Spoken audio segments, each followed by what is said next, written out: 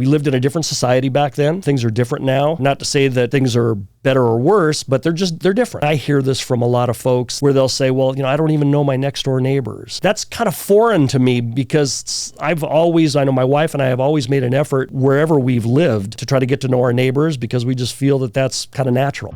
Well, I love the San Gabriel Valley. Welcome to the My SGV podcast. So I grew up here and I still live in Alhambra. I was raised in between Temple City and Alhambra. Eventually resided in South San Gabriel. Our mission is to capture and share the stories of the people of the San Gabriel Valley. Monterey Park has pretty much been my whole life. Well, I'm proud to say that I was born and raised in the San Gabriel Valley. We believe our diversity is what makes the SGV great. And no matter where you are from, in the San Gabriel Valley, you will feel welcome.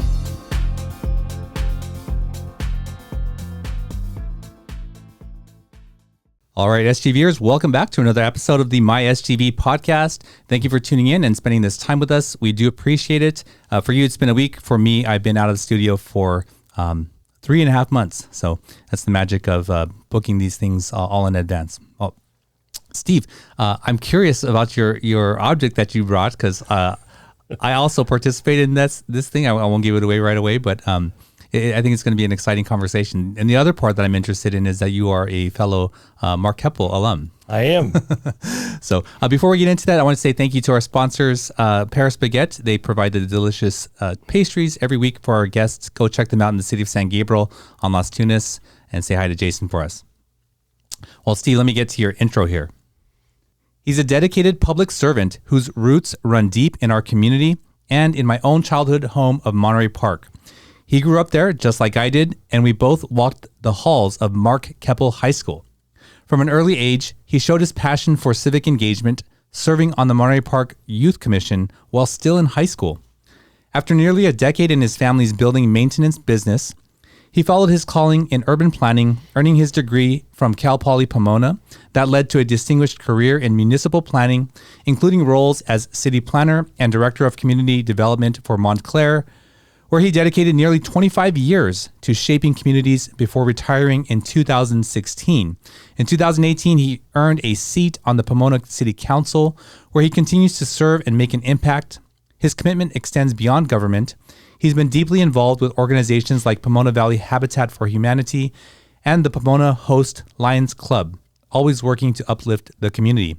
Please join me in welcoming Council Member Steve Lustro. Steve, welcome to the show. Thank you, Russell. It's a privilege to be here. Yeah, I appreciate it. And I know the drive out, actually, from anywhere is pretty bad at this time. And in the rain, it can be worse. But you said it wasn't so bad today, huh? It actually, it wasn't bad. When you drive I-10 as often as I do, and again, as we talk about, you grew up in San Gabriel Valley, you kind of get used to it. And if you have to make a little bit of additional time to make sure you get where you're going on time, you just leave a little bit early. Yeah. And something that's unique to this area is when someone asks you how far, right, which is a measure of distance, how far is something, everybody responds with... It's measured in time, not in miles. And that's so unique to an area like this. Maybe it is in other big cities, but someone says, how far is this? I go, oh, it's, probably about an hour. Right. Or I ask, what time are you leaving? That's more of an accurate statement. So we already sort of touched on your connection to the San Gabriel Valley. So were you were born in Monterey Park or just raised there? I actually born in Inglewood. My folks, when they first got married, lived out that way. And so as I understand it, my mom's doctor was in that area. My folks moved to Monterey Park in September of 1954. So a little over a year before I came around and made their lives a little bit tougher. But from the time I was born, I came to Monterey Park, grew up in town. As you mentioned earlier, went to school, attended Repetto Elementary. And then went on to Mark Keppel High School. So as a Inez Eagle, Repetto is like always referred to as up the hill because you guys are sort of up, McFerrin, and you turn right.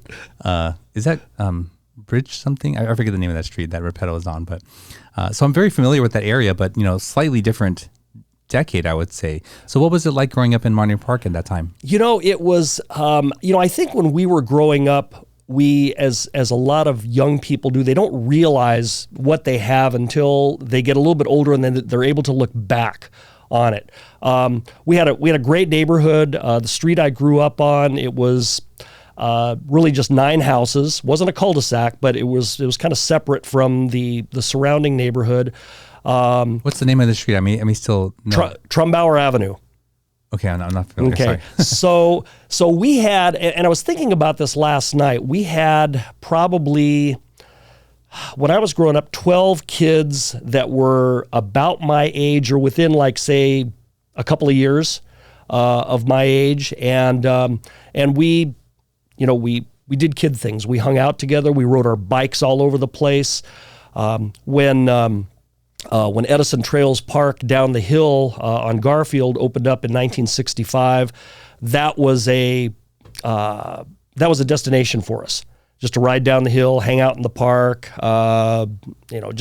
chat like as kids do, and then just when we were done, come back up the hill. I think our neighborhood was like so many of them back in the 60s, where there were a lot of young families that had kids. I know when my folks moved there in the 50s, there were a lot of other young couples that were just starting their families, or maybe had just started their families, and so consequently, this gaggle of kids that grew up in the same neighborhood. That's a different era where, your neighbor kids you're expected that you're going to play with them, right? And now it seems like people may not even know the people next door. That's more common now. I agree with that. I think that was, when I think back on it, and it startles me a little bit to think that was 60 years ago. But I think we lived in a different society back then. Things are different now. They're not to say that things are better or worse, but they're different. And I agree that there are many neighborhoods, and I hear this from a lot of folks where they'll say, well, I don't even know my next door neighbors. And that's kind of foreign to me, because I know my wife and I have always made an effort wherever we've lived to try to get to know our neighbors, because we just feel that that's kind of natural. Did you ever ride your bikes up to Upper La Loma Park? Absolutely. Oh, man.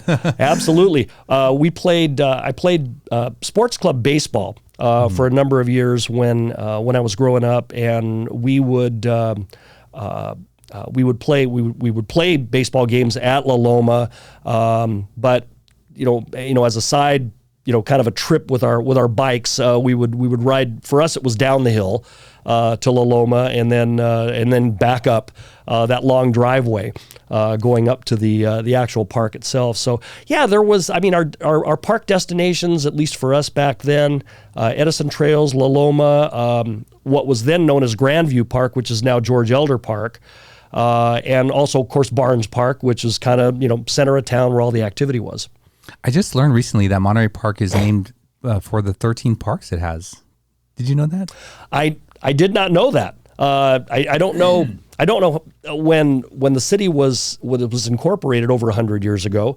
Don't know that many of the parks existed. So yeah, no idea. Actually, I think it was Mike Ng who mentioned something about that. Who was mayor at some point. But when he said 13, I was thinking in my head, yeah, there's quite a few parks there. Cascades being one of them that's right. more recognizable. So you're growing up at this different time in Monterey Park, and then what was Marquette like at that time? What was the demographics, and what was your high school experience like? Well, I enjoyed going to Keppel. My folks thought for about 5 seconds about sending me to Cantwell in Montebello. And elementary school, I had gone to public school. I hadn't gone to parochial school, although I knew some folks who had gone to parochial school in elementary, either to St. Stephen's in Monterey Park or to Marion School in Montebello. But I told them all of my friends, or certainly most of my friends, are going to be moving on from Repetto to Keppel, and that's what I wanted to do. So it really wasn't a long discussion, but I think they threw the idea out there for me to consider it, and quite honestly, I think I kind of shot it down pretty quickly. But but Keppel back in the early 70s was I think somewhat more diverse than it is now. We had Anglo students, we had Latino students, we had a certain number of Asian students back then, and it was a mix. The Asian population was Japanese, Chinese, Korean to a lesser degree, but it was kind of nice because it was a mixed demographic, and it was really, at least in my opinion anyway, kind of what you would, as you become an adult and you move into the workplace, society, that was kind of more what real life would be like, rather than having a homogenous population as many of the high schools did back then. Did you not want to go to Cantwell because it was all boys there? I think it was all boys at that point. It was. You're correct. It was all boys then, and I think that was probably part of it. But I just I had heard from my cousin who went to elementary school at St. Stephen's how strict it was, and I thought, don't know if I'm a fan. So let me just stay in public school. Oh yes, you remind me. That is in an era where teachers would deliver corporal punishment. Right? Ruler to the wrists. Yeah.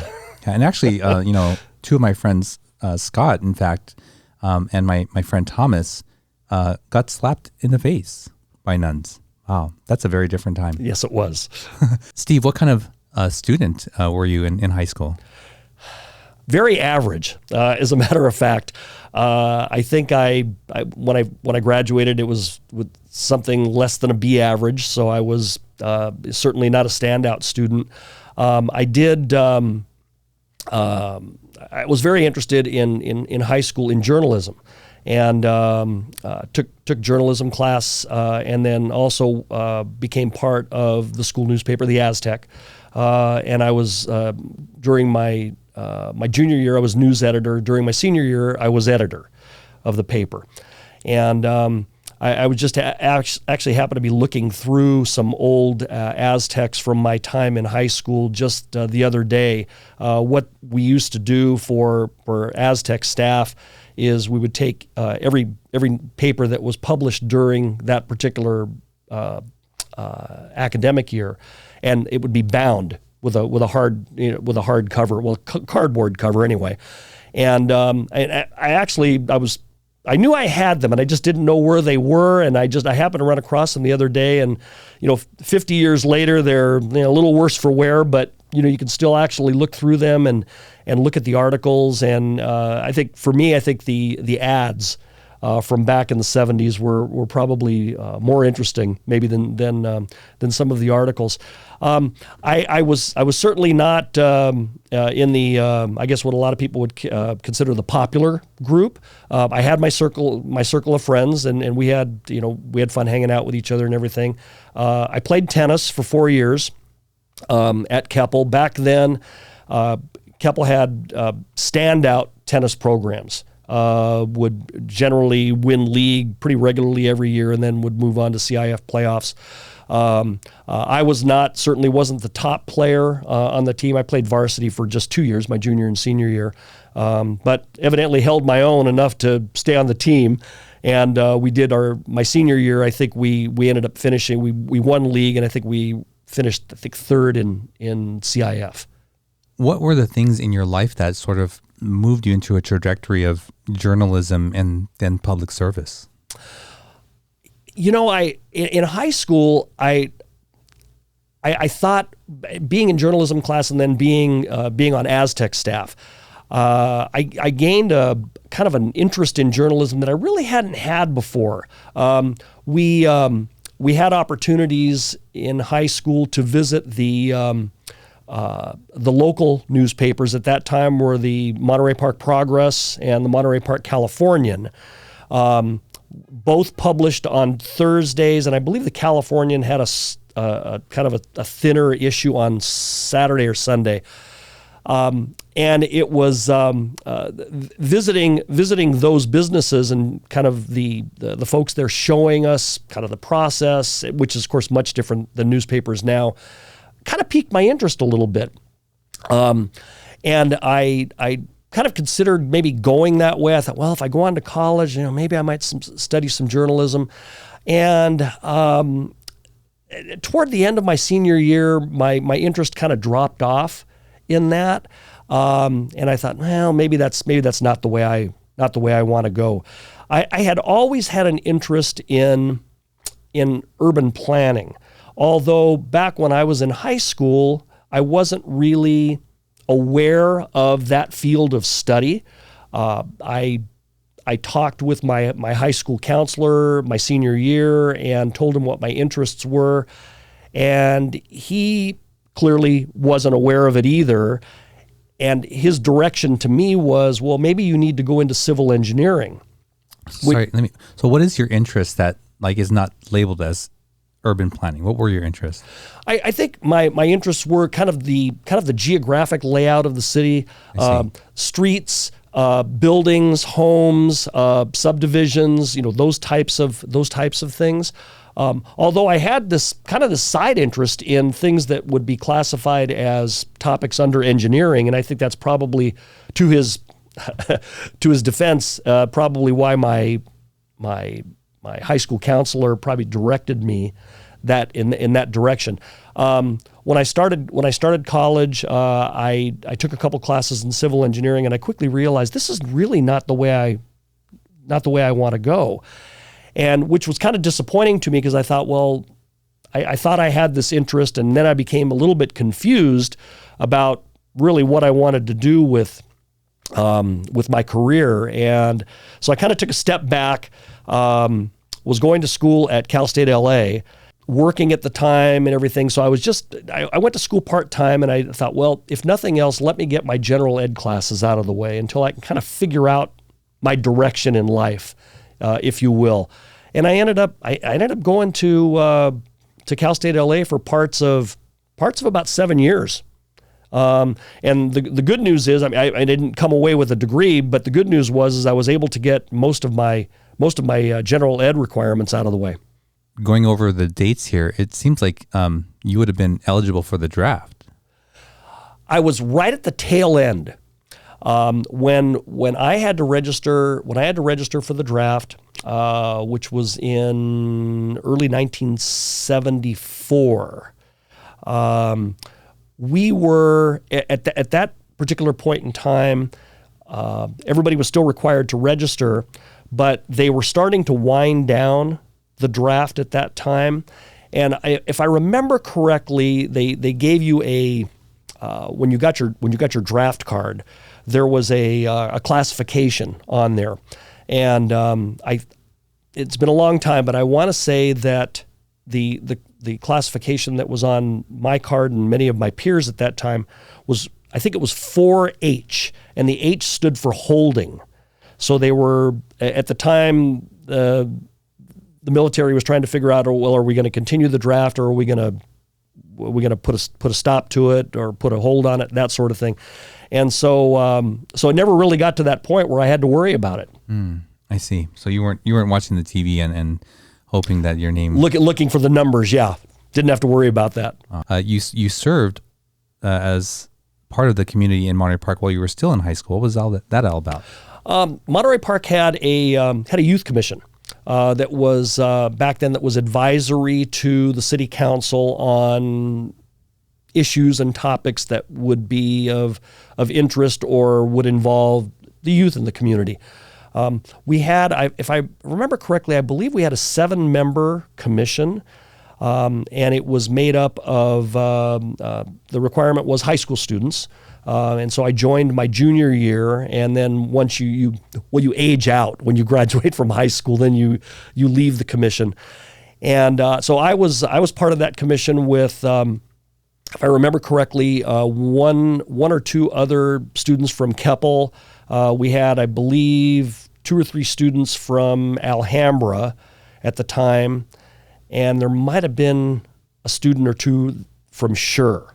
So the youth commission tried to be representative of the entire community. And back then, the portion of in Monterey Park where the portion that was in the Alhambra School District, which is basically kind of the northerly 2/3 of the community, were split between Keppel and Alhambra. The west side of the city, they all went to Alhambra, and then the southern portion in the Montebello School District, those students attended Schur.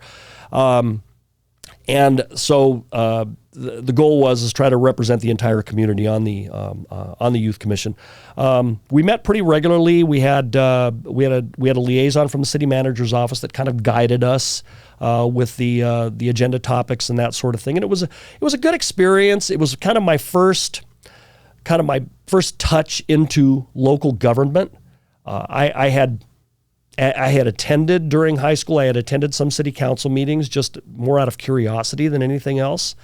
But it was a good experience and a chance to, for lack of a better way to put it, maybe get my feet wet in what local government was all about. You were there at a time when the city was really changing and going through some growing pains. I would describe it as.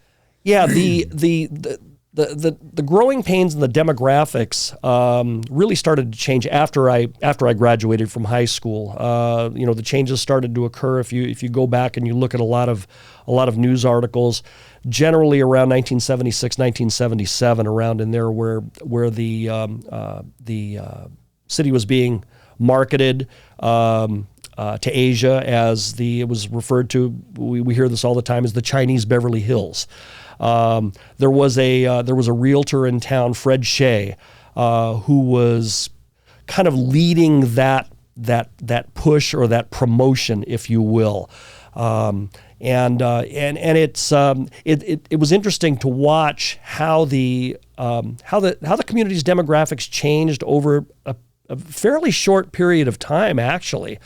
And it was I don't think, at least in my eyes anyway, I think that what it did is that it brought in, not only did it bring in new residents, but brought in a lot of new investment into the community.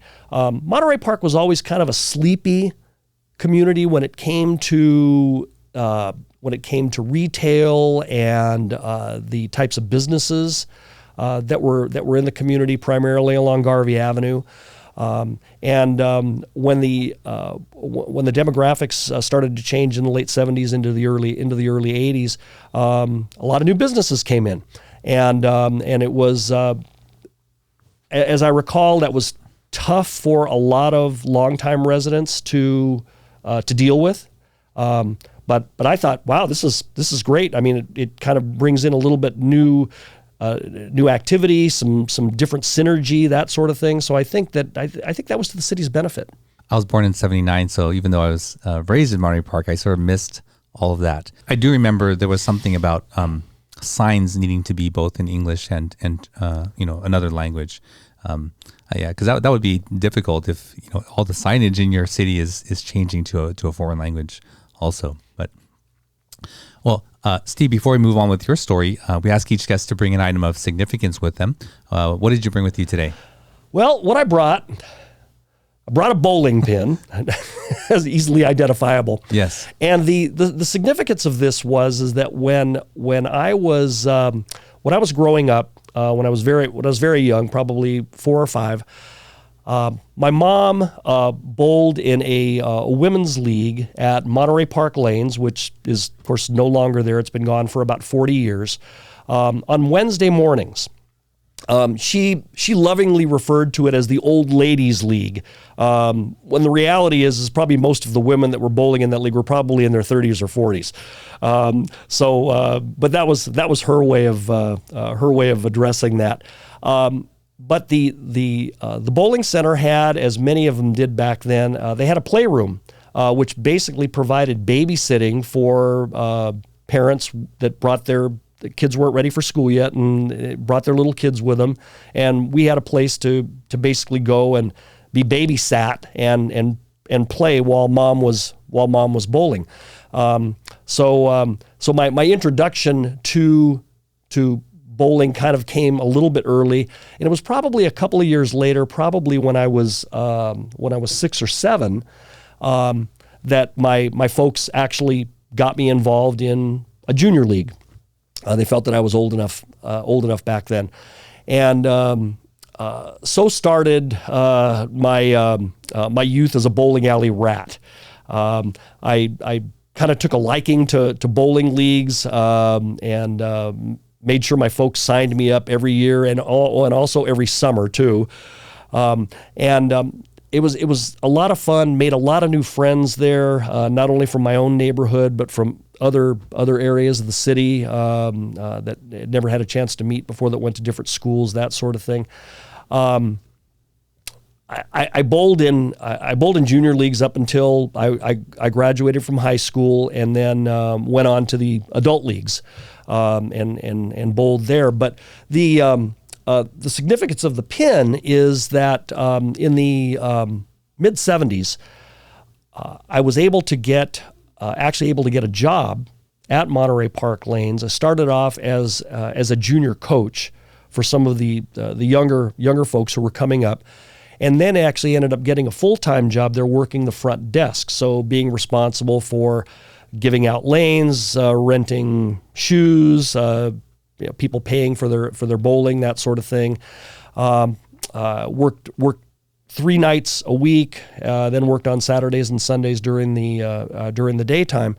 And about 1976 or so, 1975, 1976, the house was changing out all of its bowling pins, which they need to do from time to time. And so they got a new shipment of pins in, and my manager at the time came up to me one day. I was working at the desk, and he was carrying this, and brought it up to the desk, and he says, "Hey," he says, "you want to take a pin home for a souvenir?" I said, "Sure, why not?" And so again, that's been 50 years that this thing has been bouncing around in wherever I've lived, and I've been able to keep track of it all this time. And so I thought that would be a good item to bring today. When I was bowling junior leagues, we and kind of this is another connection to the SGV. We bowled travel leagues. So in a lot of sports now, you hear about kids playing like travel ball, like in baseball or volleyball or basketball. So that was our equivalent back then, and we would. We had a travel league team, and we would go to many of the houses here in the San Gabriel Valley, most of which are not here anymore. Montebello Bowl, San Gabriel Lanes, Holiday Stardust Bowl in West Covina, Covina Bowl, and they're all history now. But that was always fun going to other places, and then as a junior coach. We put together a travel team, and I would travel with my team to compete against teams from other cities in San Gabriel Valley. Oh, thanks for bringing that in and sharing those memories. I have a couple questions. Was the Monterey Park Lanes across the street from Hughes? Actually, across the street from what is now 99 Ranch. It was originally Safeway on the corner of Garvey and Atlantic. So if you can imagine... the west side of Atlantic Boulevard, there's a large retail building that's there now. I think it's called Mar Plaza. On the corner. Not on the hard corner. There was at the northwest corner of Garvey and Atlantic. There was a Union 76 gas station. Oh, Ocean Star was there upstairs. Right. Yeah. Right. Yes. Right next to that, there was originally it was an A&W root beer. And it later became Manny's El Loco, a Mexican restaurant where many of us hung out for years. And then as you continued north, that's where the bowling center was. Okay, that is across the street from... It's a little bit south of Hughes. Okay. I knew it was there, so I've been there. I mean, I think that's where I first started bowling. Possibly, yeah. And my mom would bring me to Montebello Lanes in the evening for a bowling league, and they had a room there for kids as well. Right. My other question is, what was your best average? My best average in an adult league was 184. I bowled when I was going to Cal State. Cal State LA had a bowling team, and for a couple of years, I bowled on Cal State's team with a bunch of guys that were better than me, but they invited me on board anyway, and what I found during that time on Cal State's team is I carried over a couple of years, a 190 average. And I always thought to myself, why was I able to do so much better bowling with the college team than I would like just in a regular adult league? And I think what it comes down to is that when you're playing sports and you're around people that are maybe better than you or have higher skills than you, you try to live up to that, to that bar, if you will. And I think that's what happened with me is that I worked a little bit harder, and I was actually able to do pretty well on my college team. So I was happy with that. I think 190 average for a year, you can turn pro. Well, not anymore, I don't think. Oh yeah, maybe not. Well, I could never throw a curveball even today. But I averaged at 13, I was averaging 175. And I just threw like a really hard ball, but accurate. And it had just the slightest bit of curve, it was just like that. And, that's what I throw today too. I just never been able to spin it. I imagine if you're averaging 190, you're able to spin it correctly. Well, 175 is more than respectable. So I compliment you on that. I haven't bowled regularly in a number of years, and part of it is some hip and knee issues. But I've gotten out a couple of times with my oldest grandson, who is now 6. And he wants to go out, and so we go to a house near where they live in Anaheim, and he gets out there. They put the bumpers up for him so that he doesn't get too discouraged, at least anyway at this age. And Papa gets out there, and we take the bumpers down for Papa, but I went out one day that I went with him, and I think I bowled close to 200, and I was shocked that I was able to still be able to do that. My first 200 game, first one ever. I'm bowling with my mom and my brother. My brother's 8 years older than me. They also bowl 205. I'm so excited, right? 205. My brother, 215. My mom, 235. They weren't going to let you get away with it.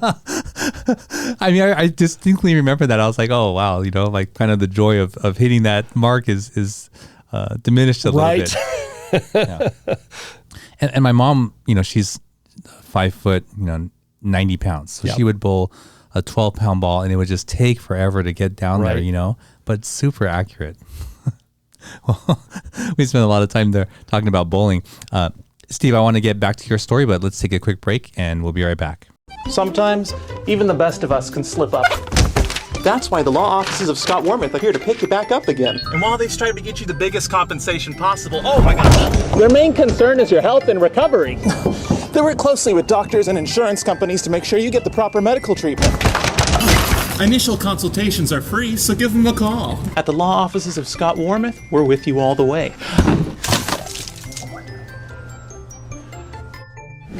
I'm Scott Wormuth. We've been fighting for your rights for more than 40 years. All right, we're back with Steve. Steve, before the break, we went down memory lane.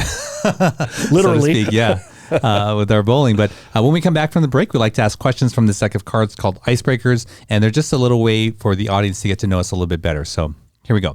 What are you most looking forward to in the next 10 years? The next 10 years, oh my goodness. If the good Lord lets me live that long. I would say, you mentioned, Russell, earlier that I'm currently serving on the Pomona City Council. I'm in the middle of my second term. Haven't decided yet whether I'm going to seek a third term or not. I think that over the next 10 years, I hope to be blessed with good health to be able to watch my grandsons grow. My oldest grandson is 6, as I mentioned. The 2 younger ones are both 2. They're a few months apart, and I often think about watching them grow up and the things that they might be involved in. That I hope that I could be a part of that. My wife and I try to spend as much time with them as we can. Fortunately, our daughter and son-in-law and our son and daughter-in-law don't live that far away, and so we get to see the kids fairly often. The other thing is I think that hopefully be able to be healthy enough to be able to do a little more traveling. My wife and I have been lucky enough to do some international traveling. We're hoping to do some more.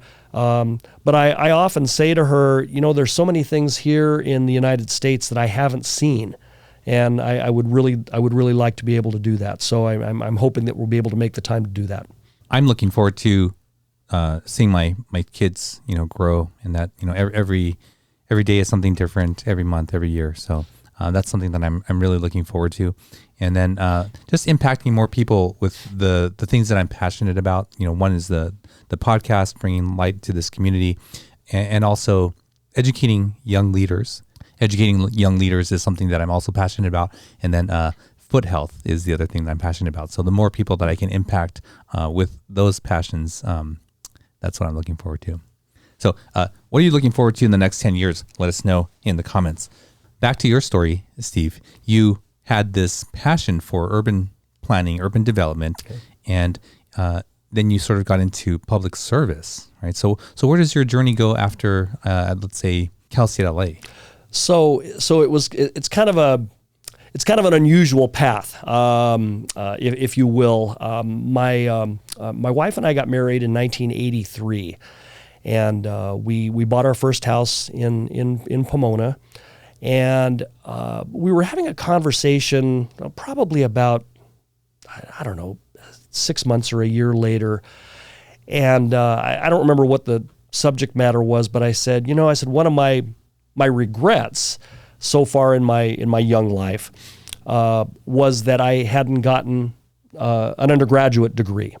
And we talked a little bit about what I shared with you earlier, that I really was kind of having a hard time trying to find the right direction that fit with my interests.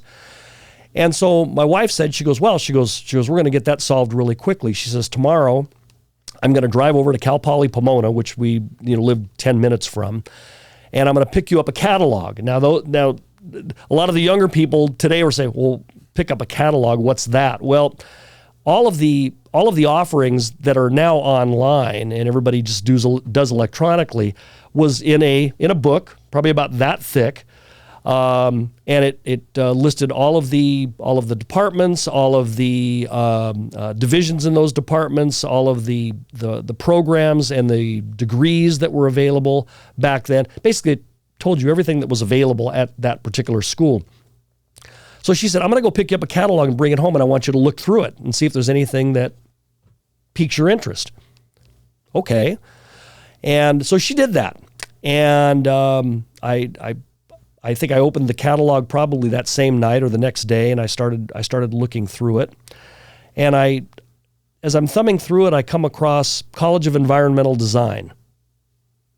And so I thought, well, let me read a little bit more into this. And so back then, the College of Environmental Design at Cal Poly included architecture, landscape architecture, and urban and regional planning. And so when I saw the urban and regional planning, it's like, my eyes lit up. And I started reading a little bit more into that. It was a description of the department and the field of study and what a lot of the classes were about.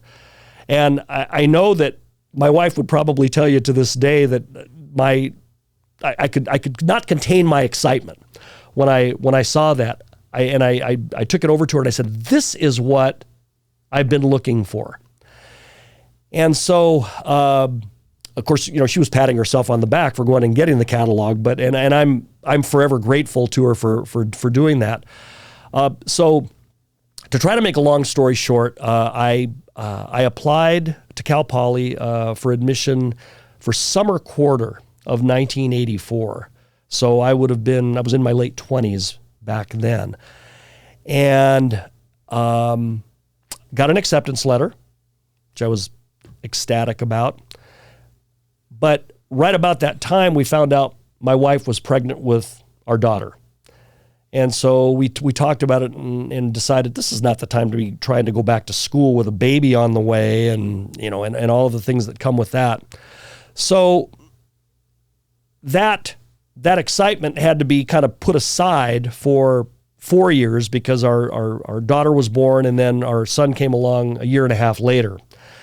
So when our son was about 2 years old, or almost 2 years old, my wife said, do you want to think about going back to school?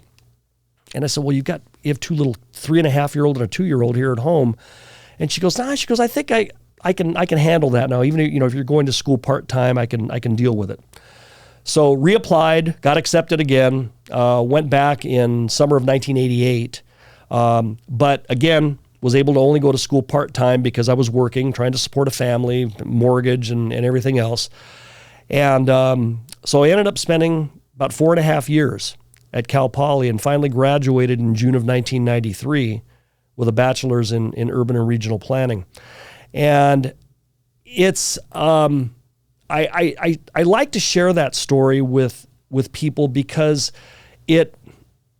I feel that it's important for folks to know that, even though you're maybe, beyond the traditional college age that we would expect, where you would go right after high school, there's no reason why, if you kind of discover your path later, maybe you've embarked on a career already and maybe it's not really what you expected and you want to pursue something else, don't let age be a barrier.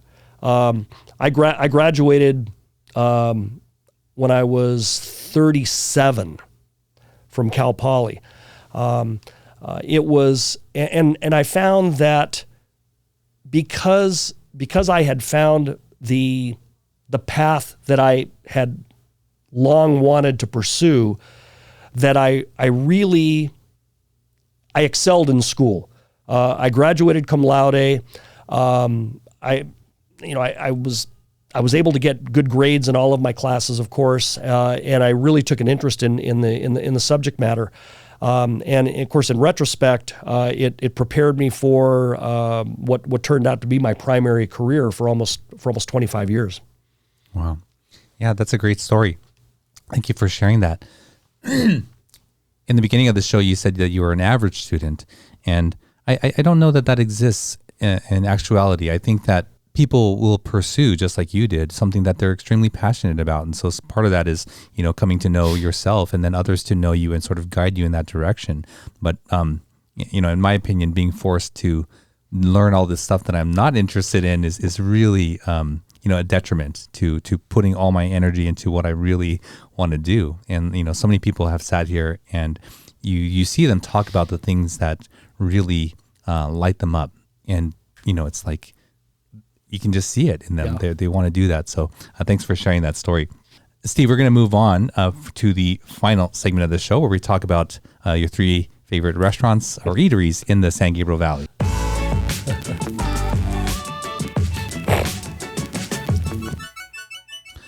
So Steve, this is the SGV3. What would be number 1? Well, number 1 would be, and 2 of my 3 are restaurants. And looking here, you can see I haven't missed many meals. But my number 1 is Mexicatessen in Monterey Park. It's Mexicatessen's been around for, I want to say, a little over 70 years. It's been actually at its current location, I think, since the 60s. My understanding is that their original location, and I would have been too young to remember this, their original location was in East LA in the path of the 60 freeway. And so they had to relocate. And so they moved to their current location, Atlantic Boulevard and Cadiz Street. I remember my folks going there and taking me there as a youngster back in the 60s and getting food. Generally, we would get it and take it home back then, because they have very limited seating there, and it really hasn't changed a whole lot since then. But it's still my go-to when I'm in the Monterey Park area. The same family owns it. I often like to see Dante and Pilar there when they're working, and we'll chat. Both of them went to Keppel, and so we have that connection. I found out last year, it wasn't that long ago, that Pilar went to Repetto, and so we had kind of an additional connection there. But yeah, that's the food is still great, and I still love going there when I'm around. Mexicatessen. And you said Atlantic and Cadiz. Atlantic and Cadiz, yeah. Where is that? That is, Let's see. Well, if you know where the Cascades is, you go about maybe quarter of a mile south on Atlantic. Okay. It's right. It's just north of Monterey Park Hospital. Okay. And Steve, what's number 2? Number 2, I would say that would be Taco Treat in Arcadia. It's the last taco treat that's still surviving. We had one in Monterey Park when I was growing up, right on Garfield, just south of Emerson. And we would go there. We'd go there in high school, and they were serving deep fried burritos before we knew the word chimichangas. And they still, to this day, that's one of their specialties, deep fried bean and cheese burrito. That's my go-to when I go there. The Monterey Park location, of course, is long gone. The building is still there, but I think it's a dim sum place now. Oh, is that where it was? Yes. That little tiny building? Small little building. Oh, wow. Okay. And so Taco Treat was there, but the one in Arcadia on Live Oak, just east of Santa Anita, is still there. Still serves the same food. Whenever I have a chance to get up that way, that's always a go-to spot. I always make it a point to stop there after I go to the dentist. My dentist is in Temple City, and Taco Treat's like 5 minutes away. So it's like, okay, well, this is my excuse today. I'm gonna go there. And do you still get the deep fried burrito? Absolutely, can't go wrong. Awesome. And Steve, what's a third one? The third one I was kind of debating between, and I know that we talk about talking about places to eat or just just places, if you will, in the SGV. So I'll kind of cheat a little bit here, and I'll say that probably my third restaurant that I would include on that list would be Claremont Galley in North San Gabriel, next to Northwoods Inn. When we were growing up, we knew it as the Boat. Because that particular restaurant used to be around the corner on Huntington Drive, and it was actually in a boat, and that deteriorated over the years to where they built the galley that we know now around the corner on Rosemead Boulevard. Still pretty much serves the same menu. Food is still good. My go-to there, and my wife loves it too, which is good. Salad and cheese toast, same as you can get at Northwoods Inn. So that's what we get there. My third SGV3, if you didn't have to name a place to eat, would be the Cascades. And the reason I wanted to include that is that is probably the most identifiable landmark in Monterey Park that there is. A lot of us, we'd spend time hanging out there. I was never guilty of putting any soap in the waterfall. That's my story, and I'm sticking to it. But I think that everybody that's in or around Monterey Park knows the Cascades. It's immediately identifiable. It is. I'm happy that the city has maintained it and just a few years ago restored it. And it is the. Trying to look for the words, probably the landmark in the city that, I mean, it appears so many places. It's on the city seal and has been for years. It's nearing 100 years old in a few years, and it also it identifies what I like to tell people is kind of a symbol of a broken dream that. Greek immigrant Peter Snyder, when he made an attempt to kind of build the Beverly Hills of the San Gabriel Valley back in the late 1920s. Got to clarify that now. And having the Cascades, and then to the east the El Encanto building as kind of the centerpieces, if you will, of this nice community that he wanted to build, and that dream was cut short by the Great Recession in 1929. So it was when you read about it, it's kind of very ambitious dream. The one kind of main piece of the the development that didn't get built, which would have been kind of interesting, is that there was a plan to build an amphitheater up above the top of the Cascades, where of course now it's all homes now. But what might that have been like to have an outdoor amphitheater where there could be plays and community events and that sort of thing? So it's I think that the community, which is referred to as Midwick View Estates, is still kind of a very special place in Monterey Park. But I often think about what might it have been had it not been cut short by the Depression. Mm-hmm. Yeah, absolutely. Steve, thank you for sharing that story and also your 3 SGV or SGV4, I'll say. Okay, sorry. No, that's okay. We had someone do categories, so each category for SGV3 had 3. Oh wow. So you're not in the top of the cheaters. Okay, here, good. So. Steve, I appreciate you being on the show. If people want to get in touch with you or support what you're doing, what's a good way to do that? Well, either by I'm like a lot of old people. I'm still on Facebook, so certainly they can find me there. I also have a city council page on Facebook, Councilmember Steve Lustro, and I would say that they can get contact information for me through either of those pages. I'm also available through can be contacted through the City of Pomona website. I can be contacted through there. When you go to the City Council page, there's contact information for me there. Wonderful. Thank you so much, Steve, for sharing Thank you. this journey with us. Appreciate it. Yeah. Well, there you go. Another episode in the books for you. I'm always looking for where in someone's journey that spark, that passion comes, and sort of digging for that in every conversation I have with guests. And I've shared this with you before on the show that, I very much am against forcing people to learn stuff that they're not interested in. And here is just a highlight of like once someone is interested and they're passionate about it, nothing's going to stop them. Not a baby on the way, not time, not age. Your passion is the most important driver. So if you haven't found that out for yourself or your children haven't found it, I think that's one of the most important things that you could pursue. So thank you for spending this time with us. If you like this kind of content, please consider subscribing. Don't forget to like and share, and we will see you next week.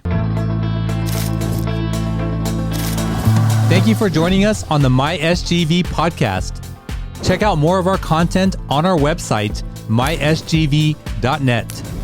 This show was produced by Scott Wormuth, directed by Russell Mano, edited by Victoria Allers, and original music by Yone OG. If you'd like to join us next week as we capture and share more stories from our diverse community, feel welcome. Nice matter. No, kind of matter.